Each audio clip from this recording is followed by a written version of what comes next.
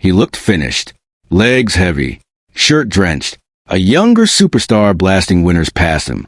And yet somehow, Novak Djokovic was still there, still fighting, still refusing to let go of a match that seemed to be slipping away for hours.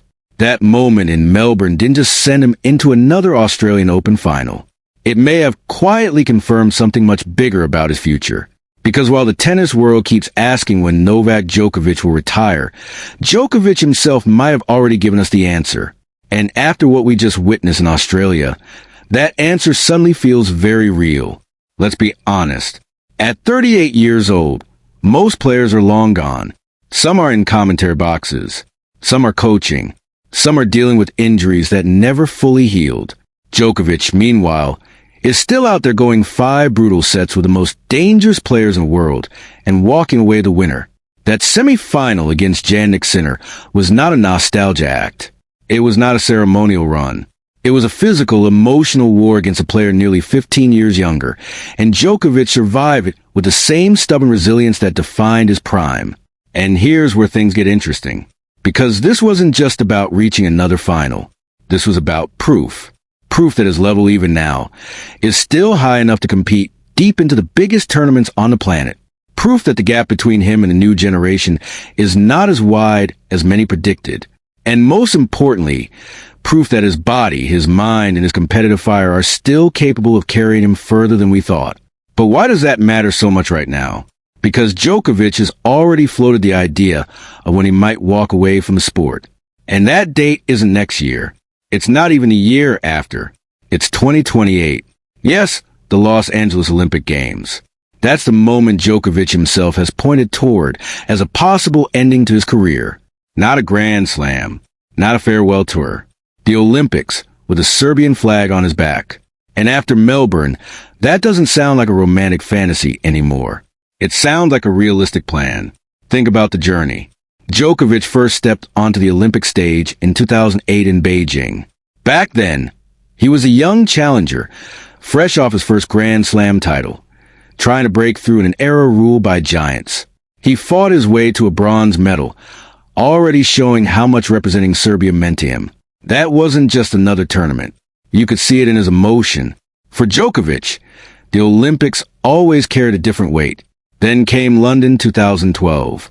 Close, but not close enough. Rio 2016. A shock early exit that clearly hurt him. Tokyo 2020. Another near miss when expectations were sky high. Each Olympic cycle added another layer of unfinished business. And then Paris 2024 changed everything. Finally, the gold medal. Finally, the moment where he stood at the top of the podium with the Serbian anthem playing. For many athletes, that would have been the perfect ending. Career complete. Storybook finish. Walk into the sunset. But Djokovic isn't built like most athletes. When he finally achieved that lifelong dream, he didn't talk like a man ready to leave. He talked like someone who had just unlocked the freedom to keep going. After winning his 101st career title, he mentioned the 2028 Olympics as a possible final destination. Not because he had nothing left to prove, but because ending his journey on that stage, carry his country's flag one last time, felt meaningful, personal, bigger than rankings and trophies. At the time, a lot of people heard that and smiled politely. Nice idea, Novak. But 4 more years? At that age? Against this new generation? That's a stretch. Then Melbourne happened. He didn't sneak into the semifinals with lucky draws and short matches. He battled. He problem-solved. He endured. Against Sinner, one of the most explosive baseline hitters in the sport, Djokovic absorbed pace, changed rhythms, and dragged a match into deep waters where experience becomes a weapon. That wasn't just skill. That was physical durability and mental steel. The exact qualities you need to stay relevant as the years add up. Yes, he lost the final to Carlos Alcaraz. And yes, that loss stung because it kept him from claiming a record-breaking 25th Grand Slam singles title. But look beyond the trophy ceremony.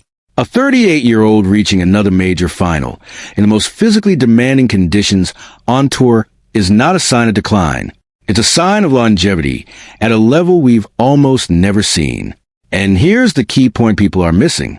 To play the Olympics in 2028, Djokovic doesn't need to be world number one. He doesn't need to be winning slams every season. He just needs to stay inside a ranking zone that makes qualification possible. Typically, that means being among roughly the top 50 to 60 players in the world, depending on national quotas and entry rules. After what we saw in Australia, are we really going to say that's impossible?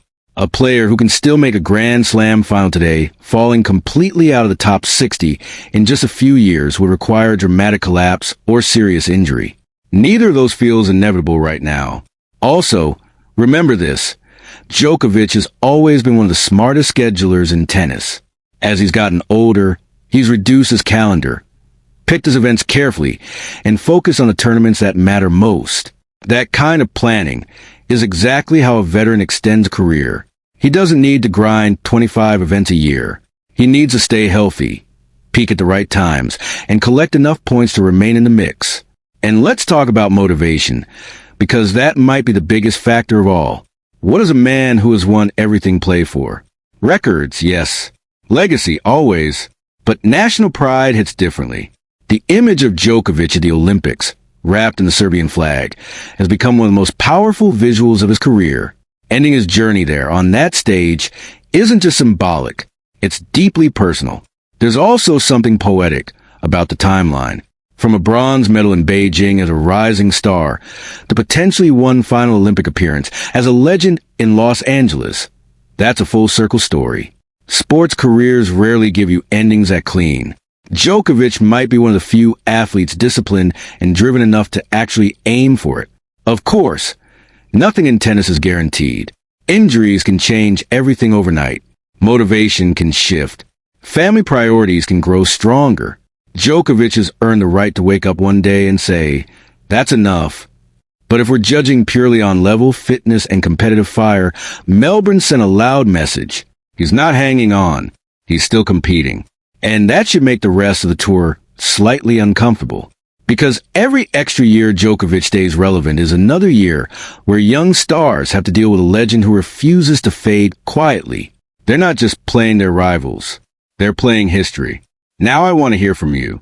If Djokovic really aims for the 2028 Olympics as his final chapter, is that the perfect ending to his career, or should he walk away sooner while he's still making major finals? Drop your take below, because this debate is only going to get louder from here. What we saw in Australia wasn't just another deep run. It was a reminder that with Novak Djokovic, the timeline is always longer than we expect. The end is coming someday, but after Melbourne, that day feels further away than ever.